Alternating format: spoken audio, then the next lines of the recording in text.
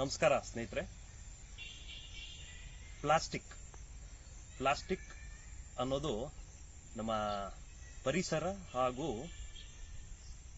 ಸಕಲ ಜೀವರಾಶಿಗಳಿಗೂ ಒಂದು ಮಾರ್ಗ.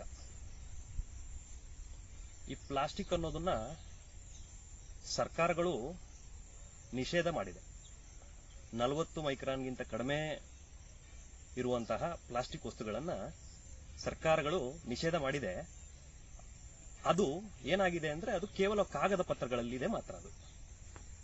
ಅದು ಸರಿಯಾದ ಮಟ್ಟದಲ್ಲಿ ಪೂರ್ಣ ಪ್ರಮಾಣದಲ್ಲಿ ಅನುಷ್ಠಾನಗೊಂಡಿಲ್ಲ ಸ್ನೇಹಿತರೆ. ಏನಾಗ್ತಾ ಇದೆ ಅಂದ್ರೆ ಈ ಅಧಿಕಾರಿಗಳು ಕೇವಲ ಆ ಪ್ಲಾಸ್ಟಿಕ್ ವಸ್ತುಗಳು ಮಾರಾಟ ಮಾಡುವಂತ ಮಳಿಗೆಗಳ ಮೇಲೆ ದಾಳಿ ಮಾಡ್ತಾರೆ.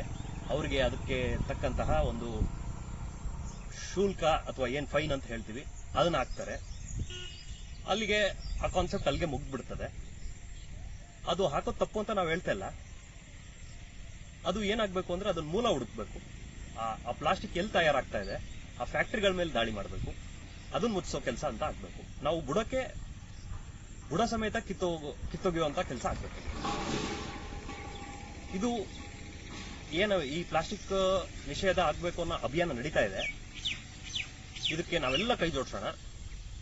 ಕೈ ಜೋಡಿಸ್ಬಿಟ್ಟು ನಮ್ಮ ಕೈಲಾಗೋಷ್ಟು ಒಂದು ಕೆಲಸ ಮಾಡೋಣ. ಎಲ್ಲರಿಗೂ ನಾವು ಸ್ನೇಹಿತರಿಗೆ, ನಮ್ಮ ಸಂಬಂಧಿಕರುಗಳಿಗೆ, ನಮ್ಮ ಕುಟುಂಬ ವರ್ಗದವರಿಗೆ ಎಲ್ಲರಿಗೂ ಇದ್ರ ಬಗ್ಗೆ ಜಾಗೃತಿ ಮೂಡಿಸೋಣ.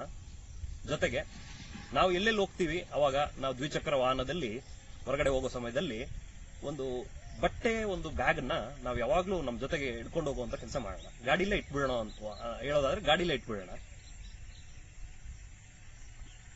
ಇಷ್ಟು ಹೇಳಿ ನಾನು ಈ ಅಭಿಯಾನಕ್ಕೆ ಕೈ ಜೋಡಿಸ್ತಾ ಇದ್ದೀನಿ ಸ್ನೇಹಿತರೆ.